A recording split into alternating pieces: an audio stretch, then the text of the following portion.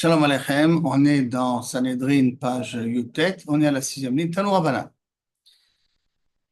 On a appris que le l'Omet, si le Kohen Gadol a eu un décès chez lui, il ne sortira pas de Jérusalem. Il y a une marloquette avec Rabbi Yehuda et Rabbi Meir. Est-ce que de Jérusalem il ne sort pas ou il ne sort pas du Beth Amikdash? Pour Rabbi Yehuda, il ne sort pas du Beth Amikdash et pour Rabbi Meir, il ne sort pas de Jérusalem. Rien que, on avait dit que lorsque le cercueil avance, alors, le Kohen Gadol n'est pas dans la même rue que le cercueil se trouve. Quand le cercueil a changé de rue, alors le Kohen Gadol rentre dans la rue en question. Alors, Tano Rabbanan, Minamigdash lo yetse. Lo yetse, comment il fait le diouk? C'est un passage qui a marqué Minamigdash lo yetse. Ce sanctuaire ne devrait pas sortir. Il répond Lo yetse ima, il ne sortira pas avec eux. Aval, yotse ou acharem, il peut sortir après le cercueil, après le cortège. Ketzad. Donc, comment ils font ça pour éviter qu'ils touchent le mort? Ketzad. Hen nichnasim. Eux, ils rentrent dans une rue. Vehu nigla. Et lui, il se dévoile dans la rue précédente. Hem niglim. Et lui, il dévoile dans cette rue-là. Vehu nichnas. Et lui, il rentre dans une autre rue. De telle sorte qu'il n'est jamais dans la même rue où se trouve le cercueil et les gens qui l'accompagnent. Après, il y a marqué Biyotse ad Petach. Petach de la ville. Ou d'après Rabbi Yehuda, ad Petach de Bet Amikdash. Alors, le pasuk a ramené David, lo yetse mitoch min hamikdash, et il a marqué le mot pétach. Donc, le Chora, Rabbi Yehuda, il a raison. Comment Rabbi Meir va expliquer le pasuk en question? Chapitre Rabbi Yehuda, il a mis une belle preuve, Rabbi Yehuda, le Chora du pasuk, comme il comprend ça du pasuk. Et là, les Chagav, il faudrait faire une petite précision. Min hamikdash lo yetse, c'est quand il est onen, on parle. C'est ça? Amar lecha Rabbi Meir, iachi, si c'est comme ça, les béton namilo, si tu veux le prendre le pasuk à la lettre, donc il ne rentrera pas chez lui à la maison, alors dans le Beth Amikdash, on ne peut pas dormir. Alors tu veux dire qu'il a une chambre dans le Beth Amikdash pour aller se reposer, ou en tout cas à la frontière du Beth Amikdash. C'est sûr qu'il rentre chez lui à la maison le soir. Si c'est sûr qu'il rentre à la maison le soir, donc tu vois que tu ne peux pas prendre le pasuk à la lettre, que du Beth Amikdash, tu ne sortiras pas. Et la chikama, min Amikdash lo yetse, c'est quoi min Amikdash? Le mot Mikdash ne veut pas dire ici Beth Amikdash, il a Mikdushato. De son niveau de Kedusha, il ne devra pas, il ne devra pas sortir. Il devra rester Kadosh comme il est en tant que Kohen Gadol. Donc ça veut dire qu'il n'a pas le droit de s'impurifier. Bien que normalement un Kohen, il a le droit de s'impurifier à ses 7 proches, d'accord, son père, sa mère, son fils, sa fille, sa femme, sa sœur, si elle n'est pas mariée, d'accord, et son frère. Ce sont les seuls proches qu'il a le droit de s'impurifier. Mais un Kohen Gadol, lui, il n'a pas le droit de s'impurifier. Donc, quand il est onen, il doit se séparer, il doit s'éloigner un petit peu du cercueil. La Gemara demande, ok, donc si c'est comme ça la Svara de Rabbi Meir, et qu'on a dit il rentre dans une rue pendant qu'il n'y a personne, et lorsqu'après le cortège est passé, alors il rentre dans une autre rue, d'une certaine manière, donc s'il n'est jamais en contact avec le cercueil, alors pourquoi Rabbi Yehuda dit qu'il ne sort pas du Beth Amikdash? Mais Keban dit le Ekera, lo atel minga. Donc, puisqu'il y a un Eker, il n'y a pas de raison, il ne risque pas de toucher le cercueil. Rabbi Yehuda, Agav, Merare. Rabbi Yehuda, il a peur que, peut-être, il a raison. Ça veut dire que même Rabbi Yehuda, il est choser avec le pasuk, il faut l'expliquer comme on l'a expliqué là maintenant. Mikdushato, lo yetse.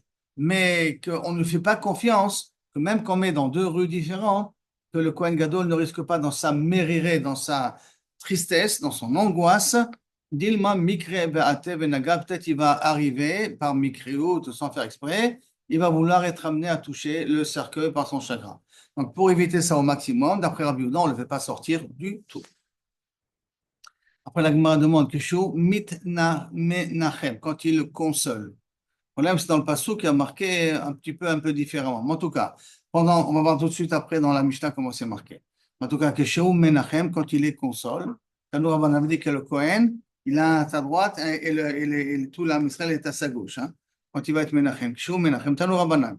Que Shou over Bashura, comment il faisait les Nichum Avelim à l'époque? Il se mettait, la Avelim était il était, il était assis, il était debout, et les gens, ils passaient devant, on verra, il y a deux versions. Hein.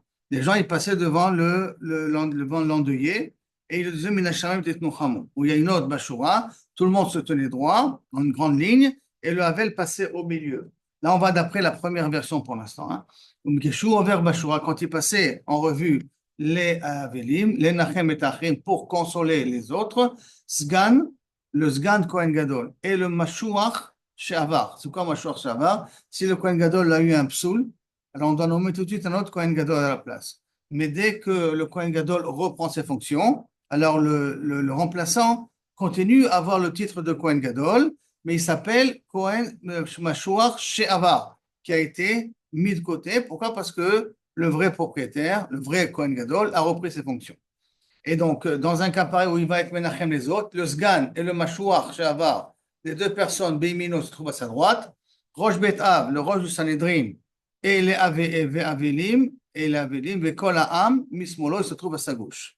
Ce qui voudrait dire se trouve à sa gauche, ça veut dire quand il marche, les Avelim se trouvent à sa gauche de la personne, à la gauche du Kohen Gadol, et il y a le Av Bedin qui fait une séparation entre les Avelim et le Kohen Gadol. Maintenant, Sgan Mimino, le Rosh Bet Av, excuse-moi, סגן מימינו וראש בית אב וכל העם משמאלו. אבל משהו, excusez-moi, j'ai pas de sauter une ligne, hein? וכל העם משמאלו. וכשהוא עומד בשורה, quand c'est lui qui est Avel, d'accord? Quand c'est le Kohen Gadol qui est Avel, qui a perdu quelqu'un, mitnachem me'achirim, les autres le consolent. Et quand les autres viennent le faire, le Nichum Avelim, Sgan mimino, le Sgan se trouve à sa droite toujours, Rosh Bet Av, vekol ha'am mismolo, le Rosh Bet Av et tous les gens qui viennent le consoler se trouvent à sa gauche, mismolo, aval, Mashuach She'avar, mais le Kohen qu'il a pris, qui était le remplaçant, à un moment donné, qu'on appelle Mashuach She'avar, lo até, lui ne vient pas consoler le Kohen Gadol. Pourquoi? Maïtama, pourquoi il ne vient pas le consoler? Chal Shadate, de peur que ça va affecter le Kohen Gadol. Le Kohen Gadol va se sentir un peu vexé. Pourquoi vexé? Ça va, car Chadebe, il est content que je souffre. Qu'est-ce qui se passe en vérité? Il a été nommé Kohen Gadol, l'autre, le deuxième. Et puis lorsque le premier Kohen Gadol reprend ses fonctions parce qu'il a son psoul, il est parti, alors on le destitue, il a perdu son statut. Et donc il a un peu de jalousie sur le Kohen Gadol qui a repris ses fonctions. Donc on craint qu'il y ait un petit peu, pas une haine, mais une kpeda comme ça. Et quand il va le voir endeuillé, il va se dire, le Kohen Gadol, en fonction maintenant, ah, il est content que je suis en train de souffrir. Alors, pour éviter d'entrer dans ces situations-là, qui est, malheureusement, on est des humains, et donc on a une tendance comme ça à juger les choses. Alors, pour éviter ça, le Kohen Mashuach She'avar ne vient pas consoler le Kohen Gadol. Marafapa, Shma Mina, j'apprends de toute cette histoire que tu viens de me dire là maintenant. Trois choses. Shma Mina, première chose que j'apprends, Haïnu Sgan, Haïnu Memouné. Quand on dit Memouné, on dit Sgan, c'est la même fonction. Pourquoi? Parce que dans la Mishnah, il y a marqué le Memouné, il est à sa droite. Et là, dans la Braïta, on vient de dire, c'est le Sgan qui est à sa droite. Donc, si là-bas tu m'as dit le Memouné, là tu m'as dit le Sgan, ça veut dire qu'on parle ici de la même personne. Donc, le Memouné s'appelle le Sgan. Ça, c'est la première chose que j'apprends ici. Le Shema Mina, et j'apprends une deuxième chose de tout ce qu'on vient de dire là maintenant, que Avilim Omdim, Vekol Ha'am Ovrim. L'Avilim se tient debout et tout le monde passe devant eux pour les consoler, comme Bederklal, les Sfaradim font encore aujourd'hui. Vekol Ha'am Ovrim. Shema Mina, troisième enseignement, Avilim Lismol, Amenachemim.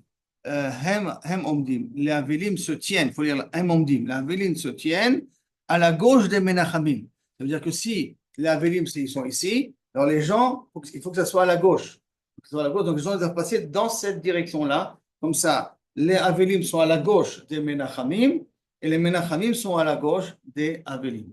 C'est pas, on va pas de droite à gauche, on va plutôt à la gauche. Donc, excusez-moi, c'est la gauche, donc plutôt dans cette direction-là. D'accord? On va de la gauche vers la droite, de la gauche vers la droite pour être Menachem, les Avelim. Ça, c'est le troisième enseignement qu'il a appris ici. Tanoura Banan. Et là, on va nous amener un petit dîme de Avelut ici. Barishona, au début, Ayu Avelim Omdim, Vekol Ha'am Ovrim. L'Avelim se tenait debout à la sortie du cimetière et tout le monde passait devant eux pour être Menachem Otam. Vayu Shtei Mishpachot Birushalayim. Malheureusement, deux familles en Israël, à Yerushalayim, Midgarot Zobazo, se disputaient l'une avec l'autre. Zot Omeret Ani Overet Techila. Moi, je passe la première parce que je suis une famille importante. C'est à moi d'être Menachem les premiers. Mais Zot Omeret Ani Overet Techila. L'autre disait non, non, non. C'est moi qui va passer en premier parce que moi je suis Khashouva. Itkinu, Shiyu, Ha'am, Omdim, Avelim, Ovrim, Ovrim. On fait une takana. Maintenant, c'est fini. Les gens, ils se tiennent debout et l'Avelim passe devant les gens qui viennent le consoler. C'est la fameuse Shura qu'on voit chez les Ashkenazim. On met deux rangées de personnes et l'Avelim passe au milieu. Suivant cette version-là.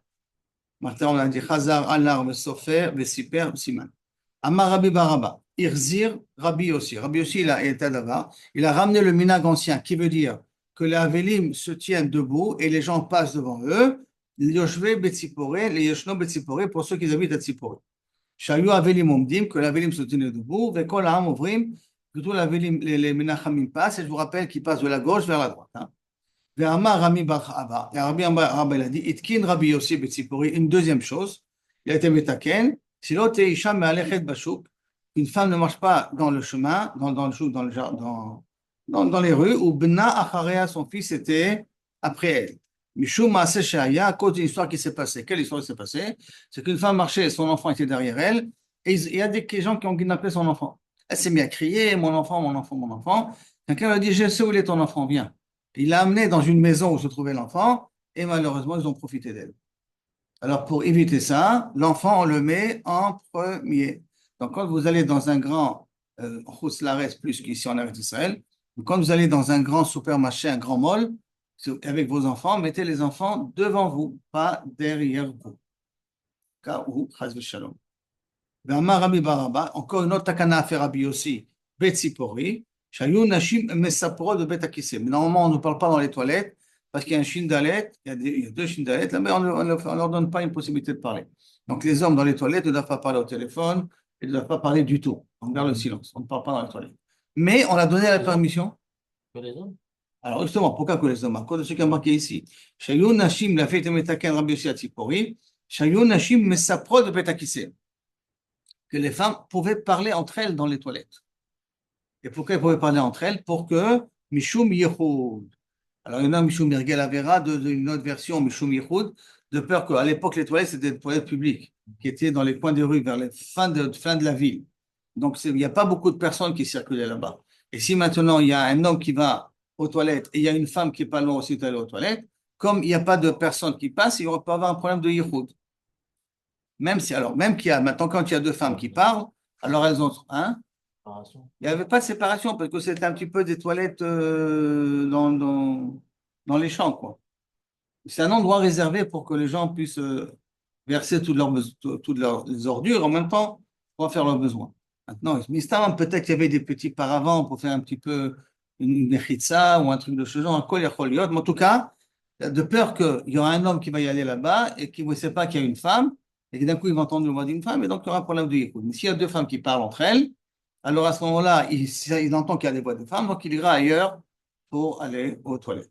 Maintenant qu'aujourd'hui, le problème ne se pose plus a priori, même les femmes n'auront pas le droit de parler dans les toilettes. C'est ça? Donc appeler son mari ou son mari, il appelle sa femme dans les toilettes, on ne le fait pas. C'est ça? Zélo, il ne reste plus que le message. Mais d'un autre côté, il y en a qui disent qu'il faut faire, il faut qu'avec le téléphone, on ait le ISO Yichud. De la même façon qu'on n'a pas de rester seul avec une femme, il ne faut pas rester seul avec le téléphone. Alors, dans les toilettes, faire entrer le téléphone, c'est risqué de rester dans les toilettes un peu trop longtemps après. Amar Amenashia, Bar Avat. Shailité, j'ai posé la question, et Rabbi Yeshaya Rabba, Bet Almin, quand il était au cimetière de Hotzel, de la ville de Hotzel. Mais Amarli, En Shura Pachot Miasara Ben Adam. Si on veut consoler des personnes endeuillées, il faut au minimum 10 personnes. Quand on fait la Shura, hein. Ben Adam. En Avelim Mina Minyan, mais on ne compte pas l'Avelim parmi les 10 personnes. Chez Avelim Omdim, Vekol Am Ovrim, que l'Avelim se tient debout, et tous les gens qui passent, il faut au minimum 10 personnes. Ben, c'est pour ça que quand on enterre, il faut au minimum 10 personnes présentes dans l'enterrement. Vekol Am Ovrim, Ben Shavelim Ovrim, Vekol Am Omdim, aussi bien si l'Avelim passe et tous les gens se tiennent debout, suivant les deux minagim qu'on a dit auparavant, dans tous les cas de figure, il faut au minimum qu'il y ait d'abord 10 personnes présentes. Pourquoi il précise une Shura par Chotem et Isra Ben Adam? C'est que la Shura, c'est les gens qui vont en consoler. Après, il dit Et les 10 personnes qu'on a dit qu'il faut qu'ils soient présents, ce sont le compte des Avelim. C'est-à-dire que 10 personnes se tiennent debout pour pouvoir consoler les Avelim. Oui, mais un Avelim, Minyan. ça paraît pas chose qui ne sont pas Pourquoi? partis. Parce qu'il y a les gens qui constituent le Shura et les Avelim sont. Oui, peut-être quand on a dit il faut 10 personnes, ça veut dire au total, il faut qu'il y ait 10 personnes. Au total. Qui me dit que ça ne compte pas les Avelim? Alors il fait cette précision-là. Il va y aller où? La Gemara a commencé à poser la question. Comment il y a marqué dans la Mishnah chez nous? Qui mitnachemhu? Car il se console. Non, il ne se console pas, il console les autres. Enfin, il se console. Alors, mitnachemhu. Achrine. Echi amarleu. Qu'est-ce qu'il leur dit quand il se console? Il ne se console pas, il console les autres. Tashma veu omer titnachamu. Consolez-vous. Alors, c'est pas possible. Echidami, dans quel cas on parle? Ilima ki menachame acherin, si tu dis qu'il y a encore d'autres personnes qui sont menachamim, il dit titnachamu, les didé, amar lehu, à eux, à lui, il a dit, iu titnachamu, et il leur a dit titnachamu, ça veut dire, nachasha karame lehu, quoi, il est maudit, consolez-vous, comme quoi vous allez avoir des malheurs, donc je vous dis d'avance, consolez-vous, c'est pas possible. Et là, pas qui mitnachem, pas quand lui, il se console, et là, qui menachem l'achrine, quand il console les autres. Ça, je dis, le langage au départ, c'est mitnachem. On le consolait, il leur disait titnachamu. Je ne peux pas dire titnachamu, quelqu'un qui va te consoler. C'est comme si tu le maudissais, tu lui disais que lui aussi va être endeuillé. Et là, non. Et là, qui menachem l'achrine, quand il consolait les autres, qu'est-ce qu'il disait la phrase? Amarlem titnachamu. C'est ça qu'il a l'habitude de dire. Là, il y a une petite différence entre les Sfaradim et les Ashkenazim. Nous, les Sfaradim, on a l'habitude de dire titnachamu. תנחמו מן השמיים. l'Ashkenim, ils disent, מן השמיים, מביא לציון, ולא תעסקו לדאבעות, et ainsi de suite. Mais, כביכול, le Nusach Sfarad, c'est le Nusach un petit peu qu'on voit ici que le Kohen Gadol avait l'habitude de dire. Maintenant, on revient à la Mishnah. C'est bon ce cas-là? On revient à la Mishnah. On a dit que la Mishnah, qu'un roi, ni juge, ni on le juge. D'accord? Amar Rabbi Yosef, lo shanu ela malchei Israël. C'est d'Afka, les rois d'Israël, qu'on ne juge pas et qu'ils ne jugent pas. Maintenant, bientôt, il y aura un petit problème, c'est quand on dit le roi d'Israël, ça sous-entend depuis le schisme qu'il y a eu à l'époque de Rechavam et Yerovam, Benevat. Mais l'exemple qu'on va ramener, c'est depuis Yanaï Amelech. Or, Yanaï Amelech, il n'y avait plus de roi de Malché Israël. Il y avait plutôt de Malché, c'était Malché Kohanim. C'était après l'époque de Hashmonaïm. Mais, Kaviachol, il faut faire une différence parce que c'est un passo. C'est pour ça qu'il nous dit, c'est Malché Israël. Mais en vérité, l'interdit de faire de juger vient un peu plus tard. Vient à l'époque de Shimon ben Shattar, comme on va voir dans 2 minutes. Avant Malché ben David, Danim, Dan ve Danim Otam. Par contre, Malché ben David, ils jugent et on peut les juger aussi. Pourquoi? Comme c'est marqué dans Yirmiya, dans Ishaïa, je crois. Oui, dans Ishaïa, c'est marqué. Bet David, qui est un reproche qu'on fait à Bet David, Kohamar Hashem, Dino la Boker Mishpat, que Kaviachol, faites attention à ce que votre jugement soit fait de matin comme il faut. Dans un Kohamar Hashem, vous le pasuk, Dino la Boker Mishpat, Ve'atzilu Gazul, Miyadosek, sauver un volet du voleur, Pen Tetzea Esh, Ka'esh, de peur que sort comme un feu, Hamati, ma colère, ou Bahara, et qu'elle brûlera, Ve'en Mechabe, et qu'il n'y aura pas d'extincteur possible à ma colère, Mipne Roi Malalechem, à cause de mauvais comportements. Donc, qu'est-ce qu'on voit? Que le Navi reproche au Malché ben David de faire des jugements. Donc, ça veut dire que Malché ben David peuvent juger. Or, nous, on a appris au départ, on a appris dans la Mishnah que les rois ne jugent pas. Et là, Badaï, faire une différence entre Malché ben David et Malché Israël. Malché ben David, quand ils peuvent juger et on les juge, s'ils jugent, on peut les juger aussi. Le Malché Israël, on ne les juge pas. Et pourquoi? On verra par la suite pour un problème qui s'est passé. Et là, maintenant, la Gemara demande, et si on ne les juge pas, in ou echidaine, c'est Malché ben David, comment ils peuvent juger? Ah, active, on a appris du passo, it kosheshu ve koshu, avant de taper quelqu'un d'autre, d'abord tapez-vous vous-même. Amarish lakish, keshot asmecha, arrange-toi, toi, vachakar keshot acherim, et après fais des reproches aux autres. D'abord commence par toi, et après fais des reproches aux autres. Or, si tu veux dire que Malché ben David peuvent juger les autres, à condition qu'on peut les juger eux aussi. Parce que si on ne peut pas les juger eux aussi, ils ne peuvent pas juger les autres en question. Bon, tout de suite, il y a une question qui revient d'une page qu'on a dit auparavant, qu'on ne peut pas, pourquoi un roi ne peut pas être au tribunal? Parce que personne ne peut contredire ce que le roi il va être possède. Puisqu'on a dit de Moufla Mimcha, quelqu'un qui est plus fort que toi, d'accord, on n'a pas le droit de contredire. Alors, si on n'a pas le droit de contredire, si le roi il dit Chayav, alors on ne pourra pas dire nous Zakai par la suite. Alors, de toute manière, un roi ne peut pas s'asseoir. Alors, on va faire une différence entre Diné Nefashot et Diné Mamonot. Dans Diné Nefashot, effectivement, un roi ne peut pas s'asseoir dans le Betadine. Dans Diné Mamonot, il peut s'asseoir. Et c'est de ça qu'on parle ici, de Diné Mamonot. Alors, quel a Malché Israël, Maïta Amalou. Et pourquoi Malché Israël, on ne peut pas les faire asseoir? Parce que c'est une histoire qui vient plus tard, mais comme c'est à cause du Passouk, c'est ce qu'on appelle ça Malché Israël. Mishou Maaseh Sheaya, une histoire qui s'est passée, de Yanaï, le serviteur de Yanaï Ameler, Malka, Katal Nafsha, il a tué une personne. Et on a un klal que quand un évêque tue une personne, il faut que le patron, le propriétaire de ce évêque-là vienne au tribunal. D'accord? Donc, qu'est-ce qui s'est passé? Amar Léo Shimon ben Shattar. Shimon ben Shattar, c'est le beau-frère de Yanaï Ameler. Il ne faut pas oublier, et qu'il est en même temps le Rosh Sanhedrin. Mais comme il est le beau-frère, il ne pouvait pas s'asseoir au tribunal, parce qu'il est Karov.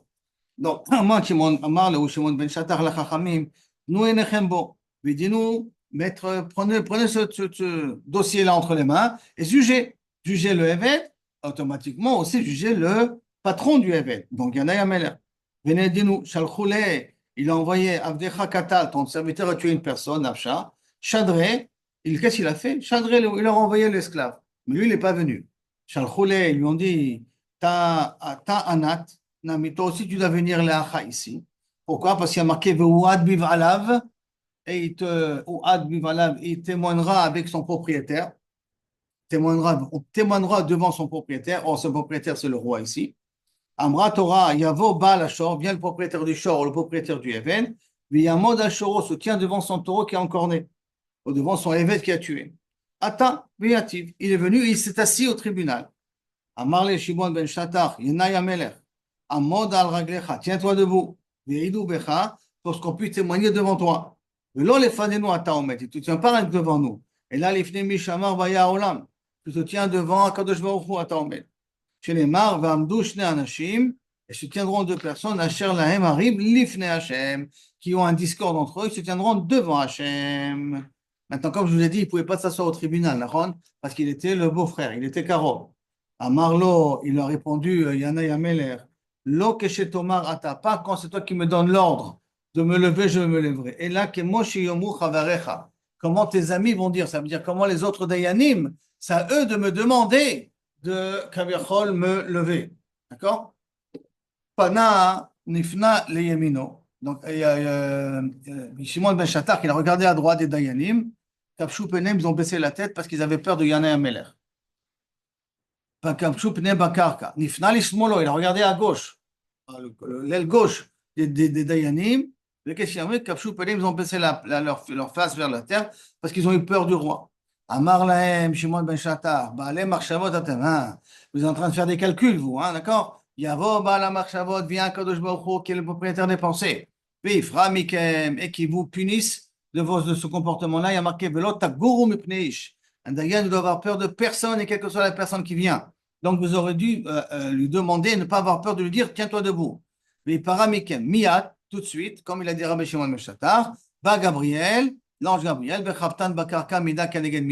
ils n'ont pas voulu dire à Yanaï de se lever, ils ont été jetés par terre et ils sont morts. Tous les Dayanim sont morts à l'instant même. À la suite de cet événement-là, Amrou Melech Lodan Velodani-moto. Un roi, ni on le juge, ni lui, il peut juger. L'Omeïd Velobeïdi-moto. Ni il témoigne, ni on témoigne contre lui. Pour éviter que les Dayanim ne puissent pas être objectifs et peur de la sentence du roi en question. Jusqu'à là, c'est bon? Deuxième partie qu'on a vue au niveau du roi. Lo choletz velo choltzim. Et Rabbi Yehuda, il a dit que s'il veut avoir la bracha. Maintenant, on a dit pourquoi il ne veut pas être choletz, parce que quand il est choletz, on doit lui cracher à la figure. Et ce n'est pas qu'avoir de cracher au roi à la figure. Alors, elle m'a dit, Eni, est-ce que c'est possible? Veha amar Ravashi, afilu leman de amar. Nasi, Shemachal al Kvodo, Kvodo Machul. Et pourtant, on a dit que même un roi qui a été mochel son kavod, un nasi, un président qui a été mochel son kavod, il est Machul. Donc ça veut dire qu'il peut se permettre à parler d'une certaine manière devant le nasi. Mais là, Shemachal al Kvodo, en Kvodo Machul. Son kavod n'est pas mochel. Donc comment c'est possible que Kaviachol, d'après Rabbi Yehuda, Ken, on peut faire Khalitsa? Quand on peut faire Ken, il peut faire Yiboum, Machoul. Chez Neymar, comme c'est marqué, Som Tassim Alecha Melech. Mets-toi sur toi un roi. C'est quoi Tassim Alecha Melech? Shete'e Emato Alecha. Que les gens aient craint le roi. Pour qu'on craint Kadosh Baruch Hu, là, il faut craindre le roi. Comme il faut craindre le roi, donc Emato Alecha. Donc à ce moment-là, il faut faire très attention, ne pas être pogem dans le kavod du roi. Et même si le roi il est boré sur son kavod n'est pas machoul. Réponse à la réponse, c'est différent ici. Mitzvah shani. Comme c'est une mitzvah de faire khalitsa, alors à ce moment-là, c'est différent. Ça ne s'appelle pas qu'on est pogem dans le kavod du roi. Donc d'après Rabbi Yehuda, on peut faire khalitsa. Ve'en nosim lo. On a dit qu'on ne peut pas se marier avec les femmes du roi. Tanya Amar lo Rabbi Yehuda, Nashim Hareuyot. Tanya Amroulo le Rabbi Yehuda. Attends, tu nous as amené un pasouk, toi, d'accord? Avec Shaoul, que David, il a pris les femmes de Shaoul. Tu vois que Kabiachol, on peut se marier avec les femmes d'un roi. Hein? Alors, Tanya Mbret, il dit Amroulo le Rabbi Yehuda, ils ont répondu à Rabbi Yehuda. Nashim Hareuyot lo mi bet hamelech. Non, il peut se marier avec des personnes qui lui sont aptes de la maison du roi, qui veut dire qu'une personne peut se marier avec les filles du roi, par exemple, ou avec les sœurs du roi. Avec les femmes du roi, il ne peut pas, parce que ce n'est pas le kavod du roi qu'un autre mari prend ses femmes. Bet Amelech, ou Maïnihu, par exemple, quelles sont ces femmes-là que David Amelech, on lui a promis de prendre? Merav, Michal. Qui c'est Merav? Qui c'est Michal? Michal, vous savez tous, c'est la fille de Shaoul. Et Merav, c'est qui? C'est la sœur de Michal. Donc, c'est aussi la fille de Shaoul. Donc, vous savez, ce sont deux sœurs. Et là, tout de suite, la question, Shalot Talmida bet Rabbi Yossi, ça veut dire que quoi? Que David Amelech s'est marié avec Merav, avec Michal? Comment il peut se marier avec deux sœurs? Alors, on n'a pas le droit de se marier avec deux sœurs. Donc, tout de suite, la Gemara dit, Shalot Talmida bet Rabbi Yossi. Ils ont demandé à Rabbi Yossi, Yach Nasa David Shte Achayot Bechayehen. Comment on peut se marier avec deux sœurs de leur vivant? Si l'une des sœurs, elle meurt, alors je peux me marier avec la deuxième sœur. Mais quand je suis marié avec une des sœurs, que l'autre est encore vivante, je ne peux pas me marier avec la deuxième. Donc, comment c'est possible que David Amelech se marie avec deux sœurs? Marlem, Michal, Achar, Mitat, Merav. Non, quand Merav est mort, il s'est marié avec Michal. Retenez, ça c'est l'explication de Rabbi Yossi. Hein. C'est de Rabbi Yossi. Par contre, l'explication de Rabbi Yoshua ben Kocha, Amar Kiddushet Tahut Hayu Lo Ben Merav. Le mariage de Merav était en vérité caduque. Pourquoi il était caduque? On va voir dans 2 minutes. Chez Nehemar, comme c'est marqué, Tena et Ishti, quand après Ishboshet, il demande à Ishboshet de lui ramener sa femme. Comment il dit le langage ramener sa femme? Et Tana et Ishti et Mechal. Ramène-moi ma femme, Michal. Asher a restili b'mea orlot, que je me suis marié avec elle, avec les 100 prépuces que j'ai pris. Rappelons-nous de Plistine, que Shaoul il avait dit, on va voir dans 2 minutes dans le contexte, mais rapidement l'histoire, que Shaoul d'abord il a proposé Merav, et après Shaoul s'est rétracté. Pourquoi il s'est rétracté? On va voir. Après, il lui a proposé Michal. Et après qu'il a proposé Michal, il lui a dit, mais tu m'amènes 100 Philistins morts, en contrepartie, tu auras Michal. Alors, qu'est-ce qu'il a fait? Pour le prouver qu'il a tué 100 Philistins, on a tué 200 en vérité, il a coupé tout le brit à tous ces 200 Philistins et il a amené ça devant Shaoul. Et avec tout ça, Shaoul n'a pas voulu lui donner Michal. Avec tout ça, il a considéré qu'il n'était pas marié avec Michal. Donc, à la fin que Shaoul est mort, après que Shaoul est mort, et que Ishboshet a pris le pouvoir pendant 2 ans, après qu'il a été assassiné, avant qu'il soit assassiné, il vient, il demande David, s'il veut faire la paix avec David, à une condition qu'on lui ramène sa femme. Et quand il a dit ramener sa femme, il a dit Tena et Ishti et Michal. Donc ça veut dire que Michal, c'est sa femme. Mea Orlot, Maï Talmuda. Qu'est-ce qu'on apprend ici? Amara Papa, Michal Ishti, velo Merav Ishti. Que Michal, c'est sa femme, mais Merav, ce n'est pas sa femme. Donc ça veut dire que Merav, c'était Kiddushet Taout. Et Maï Kiddushet Taout. Et où il y a le Kiddushet Taout qu'il y a eu avec Merav? Dirtiv, parce que c'est marqué. Quand il y avait le problème de Goliath, alors David Shaoul, il avait dit, celui qui va m'amener la tête de Goliath, je le rendrai riche et je lui donnerai ma fille. Riche et ma fille. 2 choses qui avaient été dites. Celui qui pourra atteindre Goliath, le roi le rendra riche, Oser Gadol, et je lui donnerai ma fille. Qu'est-ce qu'il a fait David? Azal Katlé, il a tué Goliath. Et maintenant il est venu chez Shaoul, il a dit, maintenant donne-moi Merav, ta fille. Alors, qu'est-ce qu'il lui a répondu, Shaoul? Amarlo, milve itlecha gabay. Je te dois de l'argent, d'accord? Puisque je t'ai dit, je vais te rendre riche. Donc, je te dois de l'argent. Va mekadesh be milva. Il a mekudeshet. Quelqu'un qui est mekadesh sa femme be milva, il n'est pas mekudeshet. Donc, l'argent que je te dois, c'est comme une milva. Donc, tu veux être mevater sur la alva'a pour être mekadesh ma femme, pour ma fille. Donc, ça s'appelle mekadesh be milva. Et les kedushim ne sont pas valables. Azal Yavel Adriel. Qu'est-ce qu'il a fait, Shaoul? Il a pris Merav, il l'a donné à Adriel. Dirtiv, comme c'est marqué, et Merav bat Shaoul et David. Et lorsqu'il a voulu devrait donner Merav bat Shaoul à David, qu'est-ce qu'il a fait? Il a donné à Adriel. Amar le Ibae, ten lecha. Si tu veux que je te donnerai Michal là. Je te donnerai Michal. Zil a été les mea orlot, donne-moi 100 prépuces, d'accord, 100 orlot, 100 britot, plishtim. En contrepartie, je te donnerai Michal. Azal va être est venu lui amener, je vous dis, il aime 200. Bon, allez, attends. Milva ou pruta itlecha gabay. Qu'est-ce que la situation là maintenant? L'argent que je te dois quand tu as tué Goliath, je ne t'ai pas payé encore. Donc, c'est une dette que tu as, c'est une milva que j'ai envers toi. D'un autre côté, tu m'as envoyé ici 100 orlotes, 200 orlotes. Les 100 orlotes ou 200 orlotes, combien ils valent au maximum? Une prouta. Donc, c'est comme quelqu'un qui est Mekadesh, mais milva et prouta. Dans milva, il n'est pas Mekudeshet, mais dans la prouta, théoriquement, elle pourrait être Mekudeshet. Puisqu'on peut être Mekadesh une femme et prouta. Et donc, où est le problème? Pourquoi, en fin de compte, Shaoul ne veut pas donner Michal à David? Et là, Shaoul, Shaoul, il pense, milva ou pruta da'ate à milva.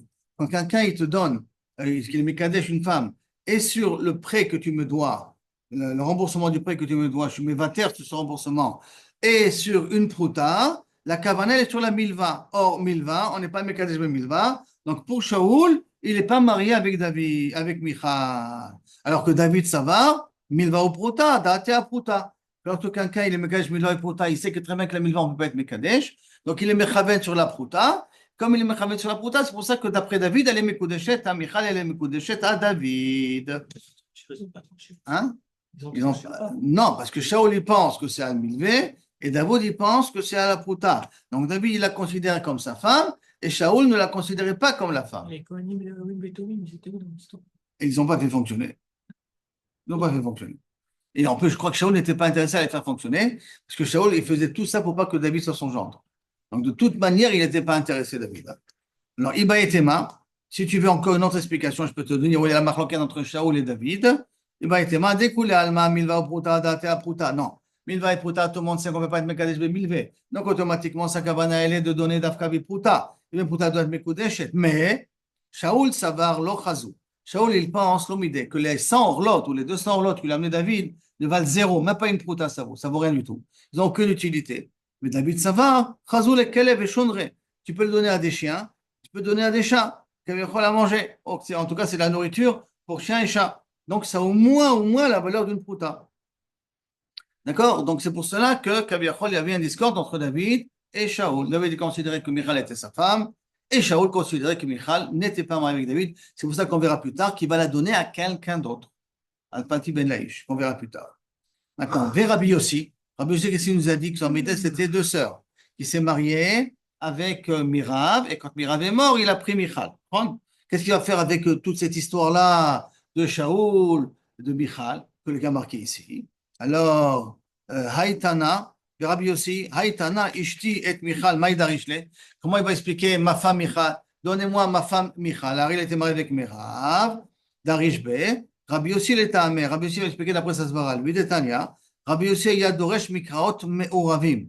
Rabbi Yossi considérait que les psukim sont un peu mélangés, ils ne sont pas écrits clairement suivant une chronologie correcte. Comment ça? Ktiv, c'est marqué d'un côté, Vaikach Amelech et Shne Bene Ritzpa.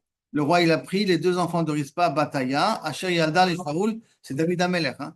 Asher Yaldal et Shaoul, qui a donné naissance à Shaoul, Vet Harmoni, Vet Mepiboshet. Voilà les deux enfants, Vet Rameshet Bene Michal. Les 5 enfants de Michal. Retenez 5 enfants de Michal. Asher Yaldal et Adriel, qui a donné naissance à Adriel, c'est pas possible. Adriel est marié avec qui? On a dit avec Mirav. D'accord? Et donc, Michal ne peut pas avoir des enfants d'Adriel. Ça n'a pas de sens. D'accord? À Mechulati. Adriel, maintenant, mais est-ce qu'il a donné Michal à Adriel? Alors, le Palti Ben Laïch, maintenant. Il a donné à Palti Ben Laïch. Michal, elle a été donnée après que David Amelach s'est sauvé. Il a donné à Palti Ben Laïch. Dirtiv, comme c'est marqué, Shaul Nathan et Michal bat Eshe David. Bito, Eshe David. Donc, Shaul, il a donné sa fille Michal, qui était la femme de David. Le Palti Ben Laïch. C'est pas possible, il y a quelque chose qui ne fonctionne pas ici. Et là, il faut dire, et là, Makish qui douchait Merab et Adriel, et qui douchait Michal Pati Ben Laïch. Et là, on fait un ékesh entre les deux. Ma qui douchait Michal Pati Ben Avera, la même façon que le qui douchait Michal avec Pati Ben Laïch et Be'avera. Pourquoi c'est Be'avera? Parce qu'elle était mariée déjà à David. Av qui douchait Merab, l'Adriel Be'avera. Même le mariage entre Michal, Mirav et Adriel, c'est Be'avera. Ça, c'est comme ça, Rabbi Yossi va expliquer un petit peu les psukim. Donc, comme c'est Be'avera, c'est pour cela qu'il faut attendre que Merav meure pour qu'il puisse se marier avec Michal. Mais Rabbi Yosha ben Kocha, Nami, attends, il dit Nami actif, pourtant c'est marqué et Chameshet, Bene, Michal, Bat Shaul. Les 5 enfants de Michal. Amar lecha Rabbi Yoshua, Vichi Michal Yalda. Parce que Michal, elle avait des enfants. Alors Merav Yalda, c'est les enfants de Merav. Ce n'est pas les enfants de Michal. Merav Yalda, ou Michal guidait la. Merav les a mis au monde, et c'est Kaviachol. Excusez-moi, Merav les a mis au monde, c'est Michal qui s'en est occupé. Parce que Michal n'a pas eu d'enfant. D'accord? Parce qu'elle s'est moquée un peu de David, il n'a pas eu d'enfant. Et sur ça, il y a quelque chose de technique un peu problème. Shaul Amena, combien de temps il a gouverné? 2 ans et demi au total. C'est tout. Dans ces 2 ans et demi, 1 an et demi presque, si ce n'est un peu plus, David était poursuivi. Donc ça veut dire que si c'est les enfants de Merav et que David prend Michal, ça veut dire que pendant ces 2 ans, 2 ans et demi, il faut que Merav a d'abord plus, c'est moins que 2 ans, parce qu'il faut le temps que David tue Goliath, il devient le général de Shaoul, et après il doit donner Merav et tout ça, d'accord? Ça veut dire que sur à peu près 2 ans, ou même un peu moins que 2 ans, on va dire 2 ans et quelques, à peu près, on va dire comme ça pour être sûr, il faut qu'il ait 5 enfants. Comment c'est possible? C'est pour ça qu'on est obligé de dire qu'elle a eu des jumeaux. 2 fois des jumeaux, et le 5e est né au bout de 6 mois.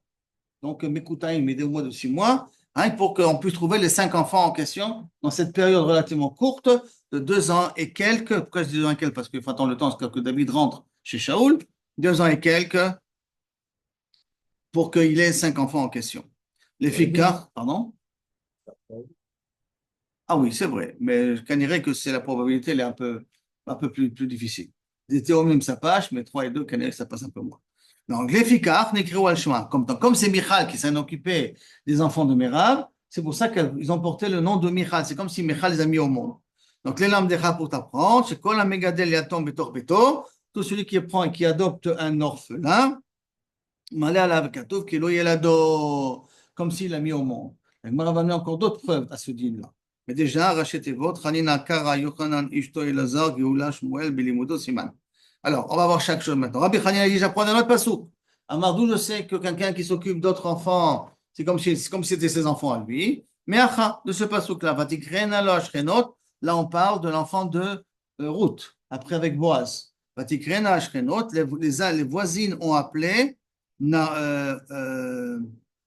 Youlad ben le Naomi, il y a eu un enfant à Naomi. C'est pas possible. C'est pas Naomi qui a eu un enfant, c'est Ruth qui a eu un enfant. Mais qui Naomi, Yalda, c'est Naomi qui a eu un enfant. Alors Ruth, Yalda, c'est Ruth qui a eu un enfant. Et là, Ruth, Yalda, ben Naomi guide la belle-mère, elle s'en est occupée. Enfin, l'ex-belle-mère, parce que c'est plus la belle-mère de Boaz. Mais en tout cas, l'ex-belle-mère s'en est occupée. C'est pour cela, les Fikar Nikral Shma, c'est pour ça que cet enfant-là, Oved, s'appelle, Oved, c'est l'enfant qui est né de Boaz, s'appelle que Kaviachol sur le nom de Naomi. Donc, quelqu'un qui adopte un enfant, c'est comme s'il l'a mis au monde presque. Rabbi Yochanan Amar Me'achad, j'apprends ça d'une autre façon. Ve'ishto ha-Yehudia, et la femme juive, d'accord? La femme juive, ça c'est un passage qui est dans l'Ivra Yamim. Hein? Ve'ishto ha-Yehudia, Yalda et Yared Avigdor. Il a donné naissance à Yared Avigdor. Qu'est-ce que Yared Avigdor? C'est Moshe Rabbeinu. C'est un des 7 noms de Moshe Rabbeinu, Yared, et il a fait descendre la manne et Avigdor aussi. Maintenant, il a 7 noms au total. Maintenant, elle est béné Batia Bat Paro. Voici les enfants de Batia Bat Paro. C'est pas possible. Batia Bat Paro. Asher Lakach Mered. Après que Mered s'est marié avec elle. Donc Batia Bat Paro s'est marié avec un juif. Et qui est ce Mered là avec qui elle s'est mariée, Batia Bat Paro? Mered c'est Kalev. C'est manière, Kalev s'est marié avec Batia Bat Paro, il s'est marié avec Myriam aussi. Qui a eu Chour. D'accord? Ben Chour, Ben Chour, Uri, Betzalel, Ben Uri, Ben Chour. Et Chour, c'était la femme, c'était aussi la femme de Myriam. Et d'un autre côté aussi, Caleb, c'est la mari de Myriam. Et en même temps, le mari de Batia Batparo. Il a marqué qu'elle a eu qui? Yarad, Avigdor. Elle a eu Moshe Rabbeinu. Hein? Caleb Ben Yefoune. Comme ça, moi, je te dis là maintenant. Mais il s'appelle Meret. Mais la manikra chez mon Meret, chez Marad, Vatsat Meragli, parce qu'il s'est révolté contre la Tzat Meragli. Donc, je demande, Batia, Yalda, est-ce que Batia qui a donné naissance à Moshe? Alors, Yochemet Yalda. D'ailleurs, pourquoi on l'appelle Yehudia? Parce qu'elle a été convertie. C'est manière, Batia Bat Paro. Et c'est manière que déjà à ce moment-là, on peut porter le nom de Yehudi qui vient de Yehuda. Parce que peut-être elle s'est mariée avec Caleb qui vient de Yehuda. C'est ça qui fait que. D'accord? Balo Yochevet Yalda. Et là, Yochevet Yalda, je vais mettre Yochevet qui a mis au monde Moshe Rabbeinu, ou Batia, guidé là, et c'est Batia qui l'a fait grandir. Donc si c'est Batia qui l'a fait grandir, et après elle s'est mariée avec Caleb, quel âge elle devait avoir quand elle a marié avec Caleb? Moshe Rabbeinu, quand il avait sorti le Bnei Israël, il avait 80 ans. Et Batia, combien elle avait quand elle a trouvé Moshe Rabbeinu? 15 ans? 20 ans? Ouais. Il avait 3 mois. Et quand il est sorti d'Égypte, il avait 80 ans. Oui, mais il s'est sauvé de je sais pas quoi à 18 ans. Il n'y a pas de problème. Quand est-ce que Batia Vat s'est marié avec Caleb? Après qu'ils sont sortis d'Égypte. Ah, 80 ans. Donc 80 ans. Et si elle avait 20 ans quand elle a trouvé Moshe Rabbeinu? Elle avait 20 ans, Ouais. elle avait 100 ans. Elle avait 100 ans. Donc il faut savoir que Batia Vat Paro, Caleb Ben Yefoune, alors, il était plus âgé que Moshe. au plus âgé que Moshe, au plus jeune, qui s'est marié quand même avec Batia Vat Paro. Maintenant, ça, il faut savoir que Batia Vat Paro, c'est une des personnes qui est entrée vivante au Gan Eden. Peut-être, et parce qu'elle a fait une chouva avec sa conversion, elle était extraordinaire, et donc c'est une des quelques rares personnes, 5 ou 6 personnes qui sont rentrées au Gan Eden vivant. Donc ça veut dire que la mort, on ne connaît pas qu'est-ce que c'est la mort. En tout cas, on voit qu'on l'appelle la mère de Moshe. Pourquoi? Parce que Batia guidait là. Lefikar Nikral Shema, c'est pour ça que ça s'appelle, c'est elle qui a mis au monde Avigdor. Avigdor, c'est Moshe. Rabbi Lazar Marmeacha, je t'amène un autre passage. Il y a marqué Geoula Bizroa, Gaalta ou Gaalat Bizroa Amecha Bnei Yaakov et Yosef. La Geoula, il vient dans le Zera de Bnei Yaakov et Yosef. C'est là. Et Yosef Yalad, c'est Yosef qui a donné naissance aux 12 tribus. Alors Yaakov Yalad, c'est Yaakov qui a donné naissance aux 12 tribus. Pourquoi tu mets Yosef ici? Et là, Yaakov Yalad, Yosef Chilkel. Yosef, il a s'occupé financièrement.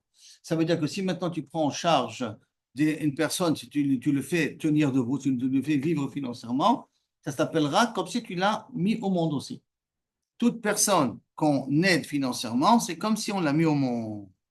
Là, c'est un grand chidouche. C'est plus que Kaviachol, il les a éduqués, comme on va avec Batia Bat Paro, guider là. S'occuper financièrement d'une famille, c'est comme si cette famille, tu l'as mis au monde. D'accord? Amar. Amar Rav Shmuel Bar Nachmadi. Amar Rabbi Yonatan. Kol ha-melamed et ben chavero Torah, tout ce qui enseigne le fils de son frère, de son ami de la Torah, malé à la katouf, kilo yelado, on le considère comme s'il l'a mis au monde. Chez Neymar, comme c'est marqué, Vele toldot Aaron ou Moshe. Voici les descendants de Moshe et Aaron.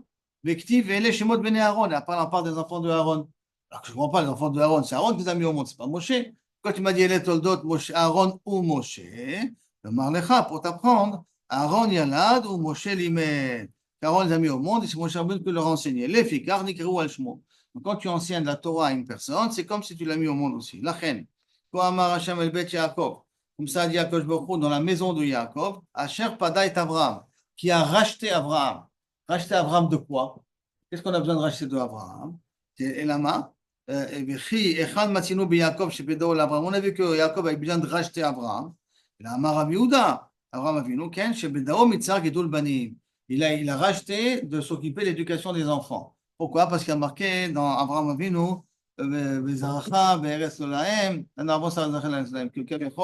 il aura beaucoup d'enfants. Et que le fait d'avoir des enfants, c'est machma qui devra s'en occuper aussi de ses enfants. Donc, Beti et Zaracha qui korvei Hashamayim. Donc, Beti et Zaracha korvei Hashamayim. Abraham Avinu doit s'occuper de l'éducation de ses enfants-là. C'est Yaakov qui s'en occupe à sa place. Tous les enfants qu'il a. Zaracha. Ouais. Oui, mais même les petits-enfants, ils devraient s'en occuper aussi. Et qui est-ce qui s'en occupait vraiment de la famille Zaracha? Parce que Ishmaël, c'est vrai que c'est un descendant, mais Kilou Kaviachol, il va à côté. Esav, il va à côté. Donc, tous les enfants vraiment qu'on parle, c'est toute la tribu de Yaakov. Et donc, qui c'est qui s'occupe en vérité de l'éducation de ces enfants-là? C'est Yaakov. Et donc, c'est pour ça qu'il y a marqué, il nous dit, Lo ata yevosh Yaakov. Maintenant, Yaakov n'aura pas honte. La Kavana, il dit, Lo yavosh ata Yaakov me aviv. Il n'aura pas honte de son père. Velo ata panav yechavru. Mais aviv, et que sa figure ne blanchira pas de son grand-père. Pourquoi? Parce que Kabiachol, c'est Yaakov qui a été podé, parce que lui s'est occupé de l'éducation des enfants, et il a été podé, et Yitzhak, et Abraham, de s'occuper de ces enfants-là. En d'autres termes, si je m'occupe des enfants, c'est comme si c'est Kabiachol, ce sont mes enfants à moi. Après, on continue. On revient dans l'histoire de Paltier et de Michal. La Gemara demande la chose suivante. Ktiv. D'un côté, c'est marqué dans Shmuel, Veshaul Natan et Michal, voyez le passo. Shaul Natan et Michal bat Eshot, la vie de l'Epalti. La Gemara demande Victive, après il y a marqué Vaishlach Ish Boshet. Quand David Amelech réclame de nouveau qu'on lui renvoie Michal, il y a marqué Vaishlach Ish Boshet, Vaikachia Meim Ish, Meim Paltiel Ben Laish. D'un côté, on l'appelle Palti Ben Laish, d'un autre côté, on l'appelle Paltiel Ben Laish. Comment c'est possible? Amar Rabbi Yochanan, Palti chez moi. Son vrai nom, c'est Palti. ולמה נקרא שמו פלטיאל? שפלתו אל מן העבירה. הקדוש ברוך הוא l'a protégé de faire la faute avec Michal. מה עשה? Qu'est-ce qu'il a fait pour éviter de fauter? נעש חרב בינו לבינה. Il a mis la planté une épée à la maison. ואמר, כל העוסק בדבר זה, tout ce qui touchera Michal, ידקר בחרב זה, il sera, je le percerai avec cette épée-là. Maintenant, pourquoi avec une épée? C'est Saïf. Saïf, il y en a qui disent c'est moins que Chenek. Il y en a qui disent c'est plus que Chenek. Mais en tout cas, il est prêt à se donner une mort beaucoup plus grave que Kaviachol, une mort normale. Parce que normalement, quelqu'un qui va sur un échétis, c'est Chenek. C'est pas Becher, c'est pas Besaïf. Mais là, il a voulu dire, on parle du principe que Saïf est plus chamour que Chenek, il a voulu dire qu'il se donnerait une punition beaucoup plus grave. Tellement il voulait que les choses soient claires. Et Rabbi Chaim Shmulevitz, il dit là-dessus tout un vent. À quoi sert une épée? Une épée, ça va te rappeler qu'à un moment donné, tu as compris que Kavichol était interdite. Si tu avais compris une fois qu'elle était interdite, alors à ce moment-là, tu t'en rappelleras tout le temps. Mais si tu n'es pas un siman, vite fait, tu vas oublier qu'elle était interdite et tu vas te permettre à Chal Shalom d'être avec elle. Et là, tu vas vers un Issou. Donc, c'est Nasalo ke Isha. Alors, Gemara demande comment. Ah non, Ita, Isha. Alors, la suite du Passouk, la Gemara demande va active. Et pourtant, il y a marqué après, va Yeler, Ita, Isha. Et parti après elle, Isha. Isha avec un daguet, c'est quoi? Son mari. Donc, ça veut dire que le Passouk la considère comme mariée avec Michal. Et toi, tu veux dire que Kaviachol, c'était des Kiddushé Taout. Comment c'est possible? Réponse, Nasalo ke Isha. Non, en vérité, pendant les plus que 2 ans, il y en a qui disent 9 ans, il y en a qui disent 4 ans, entre le moment où David Amelech reçoit Michal et le moment où il prend Michal. Donc, il y a ou 4 ans ou 9 ans qui se sont passés depuis. D'accord? Et que, un peu moins, ou 7 ans qui sont passés depuis, pas 9 ans, ou 7 ans sont passés depuis. Maintenant, dans toute cette période-là, Palti Ben Laïch est occupé de Michal comme sa femme. Il ne l'a pas touché, mais il s'est occupé d'elle comme sa femme. Donc, comme il s'est occupé comme sa femme, c'est pour ça qu'on la considère Keisha comme son mari. La Gemara demande, active, alors Ubacho Acharea. Et pourtant, il y a marqué qu'il pleurait. Quand il a rendu Michal, il s'est mis à pleurer. Pourquoi il pleure? Au contraire, il doit être content. Ça y est, la naissance s'est arrêtée. Non, à la mitzvah de Azalmine. Il pleure sur la mitzvah qui lui est en train d'être lui échappée. Jusqu'à maintenant, il avait la mitzvah de se retenir. Et là, on apprend d'ici que quelqu'un se retient d'une avéra, c'est comme s'il fait une mitzvah. Il se retient de l'avéra, c'est comme s'il fait une mitzvah. Et là, il pleure que la jusqu'à maintenant, pendant plus de 5 ans, pendant plus de 4 ans, pendant plus de 7 ans, il était en train de gagner des srouillottes et là, il est en train de les perdre. Après, la suite du pasouk, que veut dire ad bachorim? Il a fait qu'ils étaient deux comme deux petits jeunes, qui n'ont même pas eu de avamina d'être ensemble. Ça veut dire qu'ils n'ont même pas eu de yetzerara d'être ensemble. C'est possible qu'ils ont dormi dans le même lit. C'est possible qu'ils étaient dans la même maison, mais même pas une avamina leur est passée dans la tête comme des petits jeunes qui n'ont pas de avamina entre un garçon et une fille. Ils n'ont pas eu de. Akadosh Baruch Hu les a protégés. Quand Palti Ben Laïch s'est compris et qui s'est imposé, Akadosh Baruch Hu l'a sauvé du miracle. C'est l'enchaînement, c'est la suite. Oui, du pasouk. Non, mais c'est pas. Non, on dit il a pleuré parce qu'il a faisait la misère de se retenir. Mais si on la met dans une situation, c'était comme de Baroumi, mais c'est pas retenu. Ça, c'est les conséquences de la pasouk. Parce que sauf, même que c'est un cadeau qu'Akadosh Baruch Hu te donne. À un moment donné, Akadosh Baruch Hu te met dans l'épreuve, et quand tu surmontes l'épreuve, à ce moment-là, l'épreuve, elle disparaît de toi, mais tu as le srout comme si tu continuais à faire l'épreuve. Donc, Amar Rabbi Yochanan, là, on va nous faire une comparaison entre 3 personnes. Tokpo chez Yosef, le davar agadol que Yosef a fait. Tokpo, ça veut dire la grande épreuve de Yosef avec la femme de Potiphar. Kanva tanuto, c'est comme quelque chose de petit de Boaz. Ça veut dire que Boaz a eu une épreuve plus grande que celle que Yosef. Et Tokpo, c'est le Boaz. Et l'épreuve de Boaz, c'est Kanva tanuto comme une petite épreuve de Palti Ben Laïch. Et la Gemara l'explique. Amar Rabbi Yochanan, il explique. Tokpo chez Yosef, Anvanuto chez le Boaz, pourquoi? Dirti, parce que c'est marqué, dans Boaz, il y a marqué, Dans Yosef, c'était une chétiche. Hein. C'était Baruch, c'était les chétiches. Mais là, c'était Ruth avec Boaz, c'était pas les chétiches. C'était Stam, il n'était pas marié avec elle. Vaï bechatzi alayla, vaïcha da'ish, vaï la fête. Il a eu très peur. Veine isha shochevet meraglea. Il a eu très peur parce que d'un coup, il a mis ses mains et il a vu qu'il avait une tête d'une femme à côté de lui. D'accord? Maintenant, Maï, c'est quoi? Vaï la fête. Le mot la fête a dit, du mot les fêtes. Les fêtes, c'est quoi? C'est un radis. Et là, Amar Rav, il dit Rav, que lorsque Ruth elle s'est accouchée près des pieds de Boaz, Nasa Besaro Keraché les fatot. Sa peau, en l'occurrence son bride, est devenue dure comme, comme une racine, comme un fruit, comme un lefet. Ça veut dire qu'il a eu un Yetzerara terrible de vouloir être avec Ruth et il s'est retenu de ne pas être à Ruth.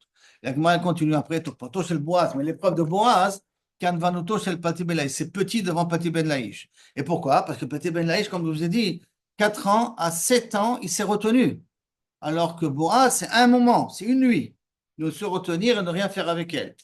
D'accord? Il attend le lendemain qu'il ait podé les champs de Machlon et Kilion et de Avimelech, je me rappelle bien le mari de Boaz, et de le racheter, et après il se marie avec elle. Donc rien qu'il y a 24 heures à tenir. Alors que Pati Ben Laïch, c'est des années qu'il a eu besoin de tenir. Alors, comment ça se fait que ce Boaz, c'était plus fort que Yosef, c'est une échétiche. Donc c'était barour que il y a quand même, il faut faire attention, tu ne peux pas te marier avec Il a elle. quand même 17 ans, il est jeune. Il a pas eu qu'il a 19, 18, 19, d'accord, c'est vrai qu'il est jeune et tout ça, il n'y a pas de problème, mais sauf quand on sait qu'on a fait un échétis. Psychologiquement, c'est que ça, tu es caché. C'est un gazelle. Alors que là, elle est entièrement permise, pas permise, elle est une célibataire. Bon, puisqu'elle a perdu ses maris, elle est une almana. Alors, on peut plus trouver des hétérim. En plus, là, il avait un Yetzerara. Il est devenu jeune pour une soirée. Quoi. Et Pati Ben Laïch, elle était avec Michal, avec Qui? Pati Ben Laïch était avec Michal. Avec Michal, c'est Elle ça. avait déjà été avec David Ameller, non? Et alors? Et ben donc, elle était déjà, c'était considéré comme les chétiches. Nahon. Oui. Oui, mais peut Donc, dire, mais d'accord. Au niveau de Yosef. Nahon, mais c'est pas, mais Yosef, c'est une fois. Là, c'est 5 ans. Pendant 5 ans, il faut que tu te retiennes. Avec tout ça, il y a Shaul qui te pose le matin, chaque matin, tu es enceinte, tu n'es pas enceinte. Avec ça, on a tous les rabbanim qui disent, oui, tu peux aller avec elle, tu peux aller avec elle. Rien que Palti Benesh, il a compris par lui-même qu'il n'avait pas le droit. Mais tout le monde lui disait, tu as le droit, vous avez le droit d'être ensemble. Alors, le Sarah, il est encore 2 fois plus grand quand tout le monde te dit que tu as le droit d'être. Kedamrinan, Amar Rabbi Yochanan, Maïdirtiv, que veut dire Rabot Banot? Alors, on va faire d'autres rachot pour nous montrer la différence. Rabot Banot Asuchail, Beatalit al Kulana. Beaucoup de personnes, des filles, ont fait des choses, mais toi, tu es mieux que tous les autres. Al Kulana, Rabot Banot Asuchail, ça c'est Yosef ou Boaz. Ils ont fait beaucoup de bonnes choses. Beatalit, mais toi, tu es mieux que tous les autres. C'est Palti Ben Laïch. Amar Rabbi Shmuel Ben Nachmanin, Amar Rabbi Yochanan, autre pasuk. Maïdirtiv, Sheker Achen Bevel Ayofi. Sheker Achen. Sheker Achen, ça c'est Yosef. Evel Ayofi, ça c'est Boaz. Yirat Hashem et Titalal. Que la Yirat Hashem, la femme qui est Yirat Hashem, on peut la louer. C'est Palti Ben Laïch. D'abord, encore un dernier pasuk. D'abord, Sheker Achen, c'est Doro Shel Moshe. Hevel Ayofi, ça c'est Doro de Yoshua. Mais Yirat Hashem et Titalal, ça c'est Doro de Chizkiya, qui connaissait plus de Torah que le Dor de Moshe Rabbeinu et de Yoshua. D'abord, parce qu'il a été Noël Rêve et que tout le monde connaissait de Midan Vad Beersheba, même les enfants connaissaient toute la lachot de Touma et Tahara à l'époque de Chizkiyahu Amelech. Encore une autre explication d'abord. Sheker Achen, c'est le Doro de Moshe et Yoshua. Evel Ayofi, ça c'est le Doro de Chizkiya.